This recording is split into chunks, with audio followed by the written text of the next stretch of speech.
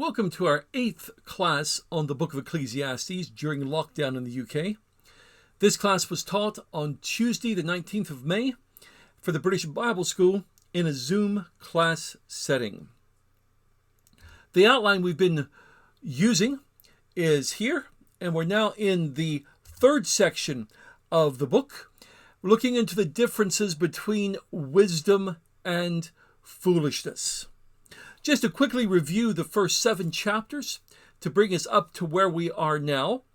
The theme of the book is stated in chapter 1, and we see it throughout almost every chapter. I think it's been in every chapter. Meaningless, meaningless, says the teacher. Utterly meaningless, everything is meaningless. In this particular book, Solomon is searching for a meaning in life. He seems to have become an old man, and he's a bit disillusioned. And he's searching through a number of what we called case studies. These are recorded in chapters 2 through 6. And in those case studies, he examined pleasure and human achievement and the right time for things, the need for justice. He looked at success and wealth, and also the loneliness and the misery that those things bring. And each time, the conclusion has been, I think it's been almost without exception, this is meaningless. A chasing after the wind. Or, this is meaningless. A grievous evil. In our last lesson in chapter 7, Solomon began an inquiry into the difference between wisdom and foolishness. In chapter 7, we saw that he came up with some advantages to wisdom. The ones that we looked at last week were: wisdom can preserve life, wisdom is a strength, but, and there was a but, it's not in humans to discover it. Now in chapter 8, which we'll get into in just a minute, it continues this examination of wisdom. But as we're going to see, he discovers wisdom can't answer all the questions of life. Derek Kidner, in the Message of Ecclesiastes, entitled this chapter Frustration. And I think we're going to see that frustration coming through, that wisdom isn't able to do everything. He wrote at the beginning of this chapter in his commentary, he said, "At every turn, this chapter will face us in our inability to call the tune and master our affairs. On one level after another, we find ourselves pinned down, hunted down, and disoriented." So, as we get into into this section again, this is the outline of the section we're on, and we're in that second section, that wisdom can't answer all the questions of life. And this breaks down in this particular way. We're going to look at it in 2 sections. The first part of chapter 8, the heart of the wise discerns time and judgment. And the last part, that the righteous are better off after death than the wicked. Now, one thing I'll say about this chapter as we get into it, this chapter has a number of textual problems. Some words we don't know what they are, some phrases we're not sure how it was originally recorded. So if you're using your own translation, I'm going to be reading from the NIV, but you'll notice there may be some differences between the two. I'll try to point out those differences as we go through it. So let's look at chapter 8, and let's see some of the drawbacks of wisdom. Again, we'll begin with the first 10 verses. The heart of the wise discerns time and judgment. Who is like the wise? Who knows the explanation of things? A person wisdom brightens their face and changes its hard appearance. Obey the king's command, I say, because you took an oath before God. Do not be in a hurry to leave the king's presence. Do not stand up for a bad cause, for he will do whatever he pleases. Since a king's word is supreme, who can say to him, What are you doing? Whoever obeys his command will come to no harm, and the wise heart will know the proper time and procedure. For there is a proper time and procedure for every matter, though a person may be weighed down by misery. Since no one knows the future, who can tell someone else what's to come? As no one has power over the wind to contain it, so no one has power over the time of their death. As no one is discharged in time of war, so wickedness will not release those who practice it. All this I saw as I applied my mind to everything done under the sun. There is a time when a man lords it over others to his own hurt. Then, too, I saw the wicked buried. Those who used to come and go from the holy place and receive praise in the city where they did this. This, too, is meaningless. So as he continues his examination of wisdom in these next few chapters, he looks here at the beginning of chapter 8 at the problem of evil and bad things that happen to people, and largely, as you can see here, because of other people.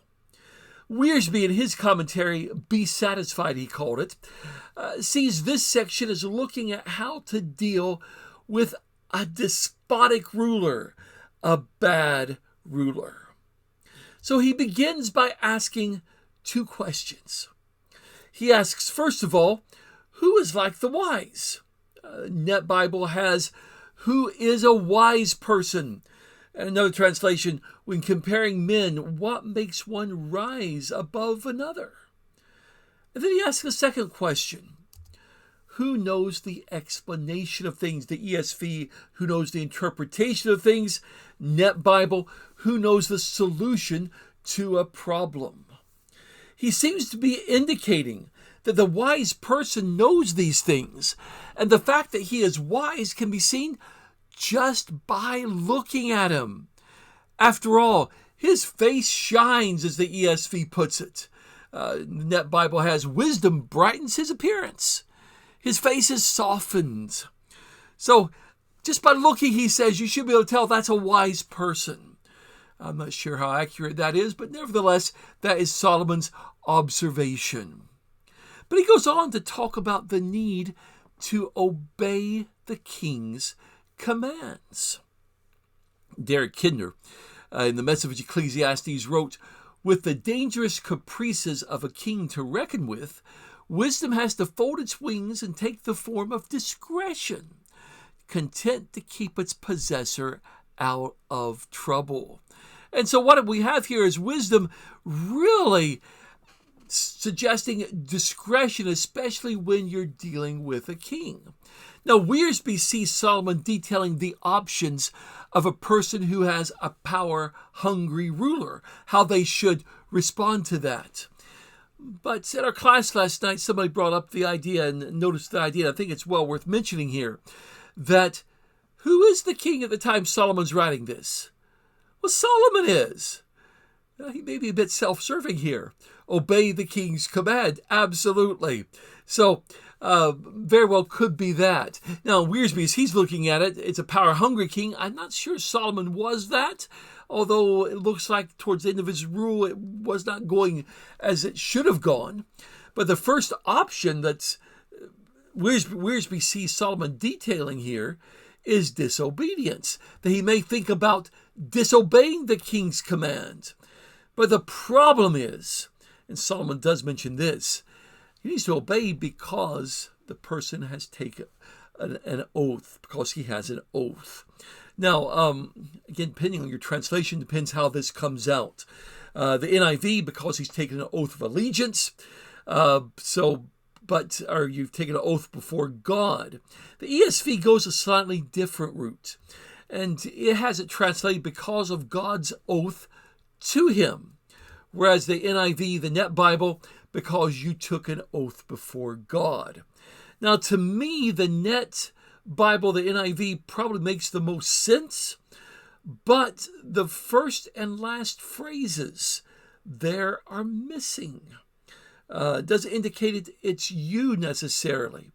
And maybe it's more literally because of an oath. So I'm not sure what it really should be there. Derek Kidner commented on this in his commentary. He says, whether the oath of God is God's legitimation of the king or the subject's oath of loyalty, either is possible because of what we have in the Hebrew there.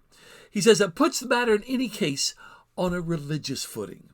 The fact that obedience pays, we're going to see in verse 5, is an additional incentive, which the New Testament also considers worth mentioning. And Paul wrote about that, did he not? Romans 13, that we are to obey the rulers of the land. By the way, when Paul wrote that in Romans 13, the emperor was Nero. But he admonishes the Christians in Rome, obey the emperor, because then you can live a peaceful life. Remember when he wrote to Timothy, he said to pray for the rulers. Peter wrote, we're to honor the emperor, honor those who are in authority. But he goes on to give some protocol, Solomon does, when they appear before the king, what they're to do, what they're not to do. And he begins by saying, don't be in a hurry to leave the king's presence. Now that could be either referring to being disloyal, or it could be, and the idea there, committing treason. So don't be in a hurry to leave to go out to do these things. Or it could be that you've brought up some idea to the king and he's rejected your ideas. So don't leave in a huff, we might say. Don't be in a hurry to get away. And also, when you're before the king, don't stand up for a bad cause. The NIV and the ESV both go that direction there. Net Bibles says do not delay when the matter is unpleasant. So again, some of the textual problems here are brought out in the differing translations. But the reason we shouldn't be standing up for a bad cause is we need to always keep in mind that the king can do what he pleases. After all, he's the king, isn't he? So when you're dealing with the king, keep in mind, he doesn't need to listen to you. So be wary about bringing up suggestions. Wiersbe, by the way, sees these as the next two options of a man serving a dictator. He could desert, or he could become defiant. So as Wiersbe sees it, he could be disobedient, he could desert, or he could become defiant. You notice how all of Wiersbe's there start with a D. But you can read more about that if you want to in his commentary called Be Satisfied. But always remember, the king can do what he pleases, and also remember that the word of the king is supreme. What he says is absolute. So keep that in mind when you're before the king, because no one has the right to question what he's doing. And again, keep in mind that at the time Solomon wrote this, Solomon is the king. So is he being a bit self-serving here? I'm not sure. But it is good advice, though, to anybody who's appearing before a king. The wise heart will know the proper time and procedure to do, the proper time, the just way to do anything. And he says there is a proper time and procedure for everything, although a person can be weighed down with misery. And no doubt about that. So there is a proper time, there is a proper procedure. And if we follow that, then we're not going to have a problem not obeying the king, and we're not going to experience harm. But there's a proper time, there's a proper procedure. Almost takes us back to chapter 3, doesn't it? When he talked about time there. But this whole idea of a person can be weighed down with misery. Net Bible translates it slightly differently. It says, for the oppression of the king is severe upon his victim. Again, that makes good sense in the context there. Literally, the Hebrew says, the evil of the man is severe on him. So it may not really be specifying who the man is. Is the man the person before the king? Is the man the king? And the him that he's severe on Is that severe on the king or severe on the man who's before him? So we have to, our translations have to do something with that to try to make sense of it. By the way, Wiersbe sees that as the fourth alternative. Discernment, notice the D there, discernment as well. Kidner wrote in his commentary, wisdom is a demure and self-effacing figure in this paragraph. And we can reflect on the folly of a king or any leader whose contempt or fear of truth reduces her to silence by ensuring that the thoughtful keep their thoughts to themselves. An unsure king may not want to hear anything different. A king who's unsure about what he's doing, who doesn't like criticism, may want to silence wisdom here, and so doesn't have to hear anything different. He goes on to say, we need to keep in mind, we do not know what's going to happen in the future. So no one can tell anyone what's about to happen. It says no one has the power to control or to contain the wind. Now that's what the NIV, the Net Bible, the NASB go with. If you read the ESV, you'll find it's a bit different. ESV has no man has the power to retain the spirit. The idea being we do not have the spirit, we don't have the power to keep our spirit in our body. We can't put off death. And either way, the point is that we cannot control when we die. The problem in knowing which translation is better is that the Hebrew word here is the word ruach. And it can equally be translated as either wind or spirit. The Greek word pneuma in the New Testament has the same problem because the word meant both wind and spirit. So the translators tried to look at the context to be able to see which it should be. But in this case here in Ecclesiastes, it's very difficult to even tell from the context what it should be. And if you think about it, both of those translations are true. No one has power over the wind to contain it. We don't. We can't stop the wind. And in Scotland, we have to deal with gale force winds several times a year. And we understand that. In other areas, they have tornadoes and hurricanes. We can't control those, and we know that. But at the same time, we don't have the power to put off our death by keeping our spirit inside our bodies, do we? So both translations are true, and both make the point, don't they? That we can't control the time we die. It goes on to say that when we're engaged in warfare, we can't suddenly ask for a discharge. And he says in the same way, wickedness can't deliver those who practice it. So, some interesting ideas, interesting things he brings up there about what we can know and what we don't know. And by the way, wisdom's not going to help us in these matters, except to know we can't know everything. He goes on to make some observations. And these observations are things he's observed while applying his heart with wisdom to all that's happened on the earth.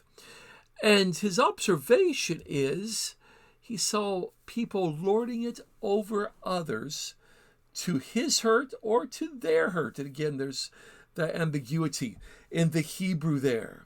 But a man had the power over somebody to hurt them, and they did it. Solomon is saying in this section that a person's power is really limited. He keeps emphasizing that. So what he says is that his best alternative is to exercise wisdom and humbly submit to God's will and authority in all of these situations. He adds that he saw the wicked buried. Now again, this is a textual problem. It's thought to be a textual corruption here. The Net Bible, if you're using it, leaves out this phrase. It's just not there. They don't put it in. And the problem is, maybe it shouldn't be there. So it either is something that's been added and the Net Bible rightly leaves it out, or it's something that should be there, and that's what the rest of the translations have. I think in the context of what's being said, it makes sense for it to be there. And I think most of our translators have thought that. Most commentators as well take it as part of the text. Petrillo says that commentators consider verse 10 as one of the most challenging in the book to both translate and to understand. That it's a very difficult verse. I think with that phrase in, it does help it make more sense. Petrillo wrote that the best view seems to be this: even the wicked are given the honor of a decent burial, yet they are soon forgotten. Solomon talks about that they used to go in and out of worship, and they were praised in the city. And keep in mind, these are wicked men he's talking about. So it seems to be he's at possibly the funeral of a wicked man. And he's contemplating his life and observes, these are people that used to go to the temple to worship, but they're wicked. They're not changing as a result. They're being praised in the city for their worship, for their devotion. He says, in reality, this is meaningless. Net Bible there, by the way, has this is an enigma. This is something that's difficult to grasp mentally. It's difficult to understand. Derek Kidner wrote, it's not easy to be a consistent Christian. No, there are few things more obnoxious, got ahead of myself, than the sight of wicked men flourishing, and they're complacent. Yet wickedness respected and given the blessing of religion is even more sickening. And that seems to be what Solomon is talking about there. It's meaningless to live a wicked life, yet maintain the trappings of being an upright person, trying to make it look like you're really following God. Although people might be fooled, after all, Solomon mentions the people praise them. People might be fooled, but God knows the difference. Sad thing was, no one around Solomon seemed to care. And here's the quote I just started to read a second ago. It's not easy to be a consistent Christian in the complicated, evil world, but we can ask for the wisdom of God, and we can receive it by faith. And he refers there to James chapter 1, verse 5, and also James chapter 3, verses 17 and 18. And so, yes, and by the way, those are good passages to read about wisdom as well. So, wisdom, it's something we need, and we need to know when to use it and when not to use it. He continues on in verse 11 to talk about, again, life after death. And he says that the righteous are better off after death. Let's look at what he says. When the sentence for a crime is not quickly carried out, people's hearts are filled with schemes to do wrong. Although a wicked person who commits 100 crimes may live a long time, I know that it will go better with those who fear God, who are reverent before him. Yet because the wicked do not fear God, it will not go well with them, and their days will not lengthen like a shadow. There's something else meaningless that occurs on earth. The righteous who get what the wicked deserve, the wicked who get what the righteous deserve. This too, I say, is meaningless. So I commend the enjoyment of life, because there's nothing better for a person under the sun than to eat and drink and be glad. Then joy will accompany them in their toil all the days of the life God has given them under the sun. When I applied my mind to know wisdom and to observe the labor that is done on earth, people getting no sleep day or night, then I saw all that God has done. No one can comprehend what goes on under the sun. Despite all their efforts to search it out, no one can discover its meaning. Even if the wise claim they know, they cannot really comprehend it. This last part deals more with preparing for the end of our lives. It starts off about when a sentence, a judicial sentence, may not be carried out quickly. people begin to think they can get by with the wrong that they've done. And by the way, sometimes we ask, where's God in all these things? How are they getting by with all of this? Tying this in with verse 10 as well. How are the wicked getting by? And we're going to see some of that going on here. By the way, isn't that the way of people? People often wonder where God is when something bad goes wrong. People who claim not to believe in God will blame God for the inequities in the world, for the tragedies in the world. I like this quote I found in Warren Wiersbe's Be Satisfied. He said, during the darkest days of World War II, someone asked a friend of mine, "Why doesn't God stop the war?" My friend wisely replied, "Because he didn't start it in the first place." Solomon would have agreed with that answer. I liked that. Yeah, sometimes we ask those questions, but I think that is a wise answer. But he goes on. Solomon's talking about even if a wicked person commits 100 crimes and he's got a long life, he says they're not going to get by with it. Those who fear God are better off because they're faithful to God.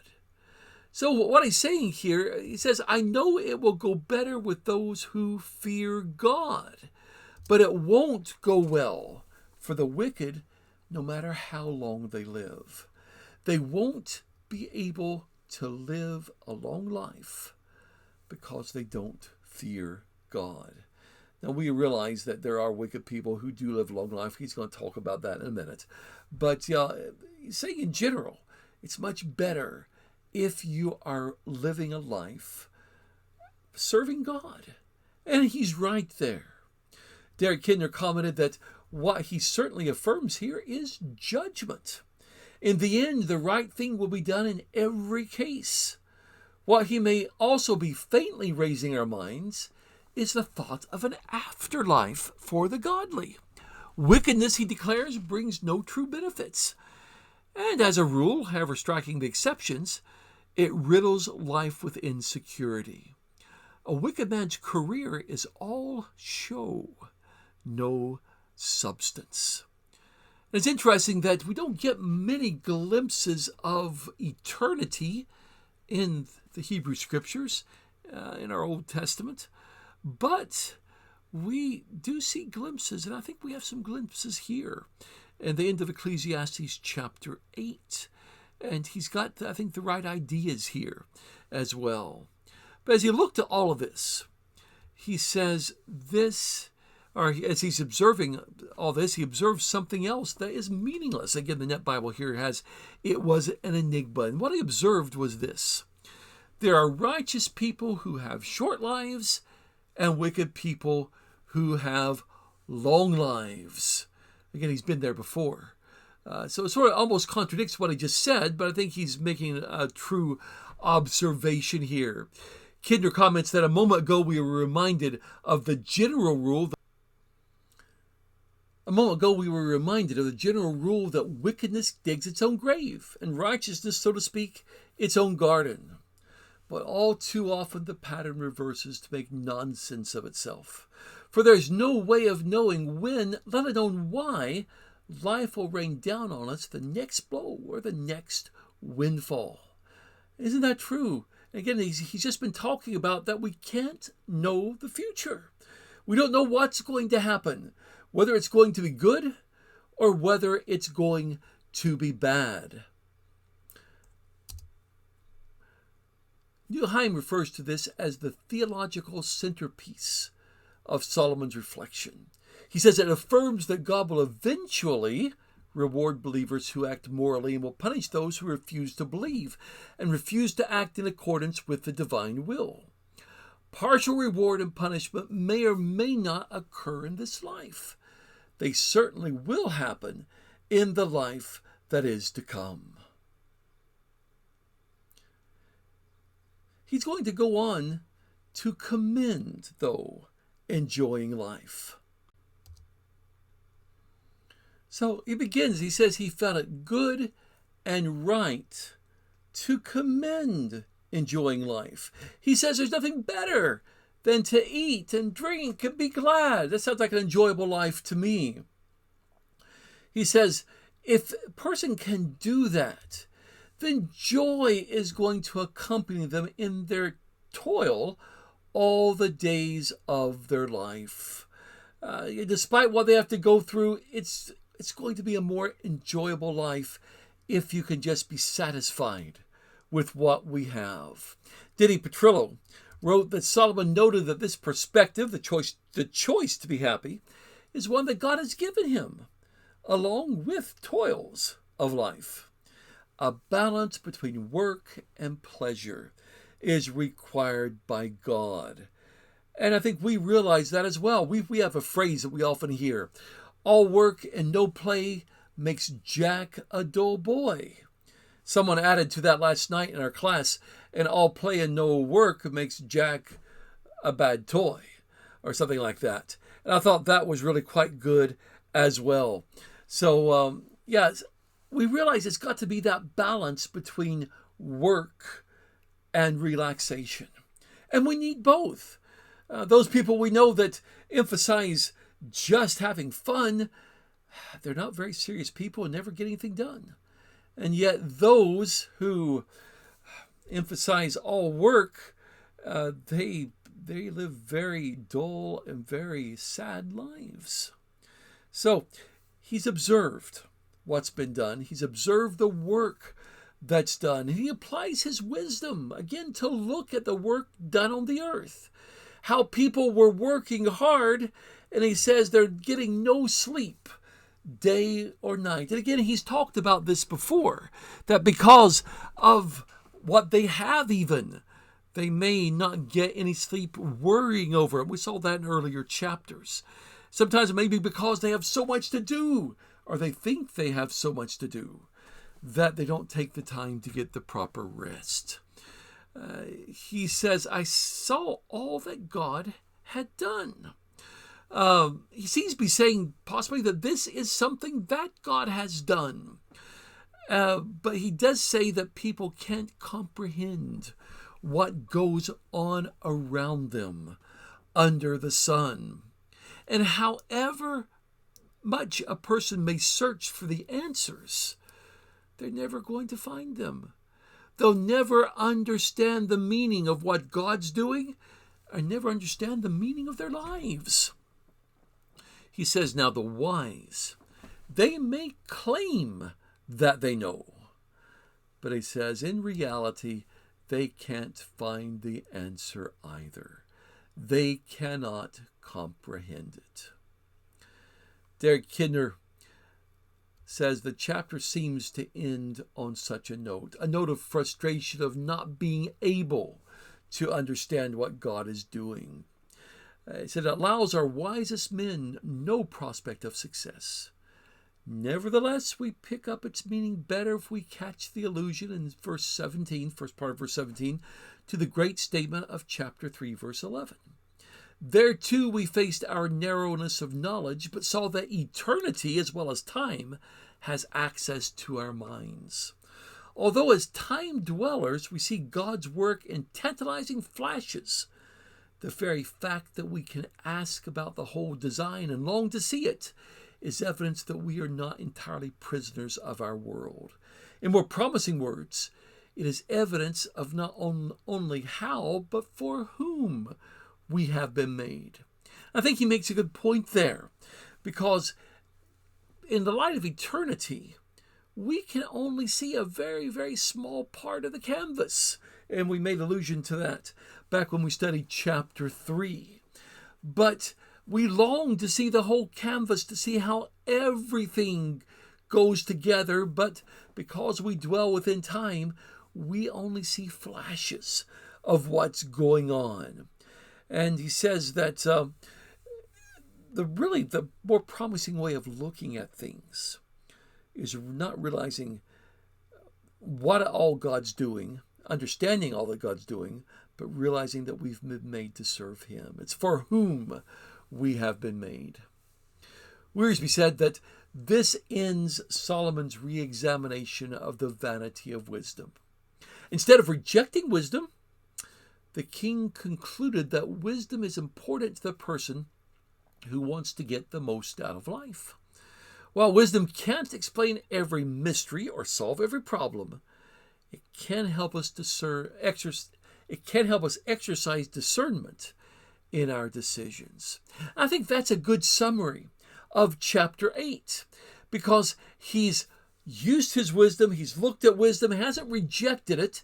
He's concluded that yes, we need to exercise wisdom. Let exercise help us to exercise discernment, especially in what we're doing, but wisdom can't explain everything. I think that's good for us to learn as well. As we look at other lessons that we can learn from chapter 8, I've come up with 6 that I'll mention here as we close this lesson.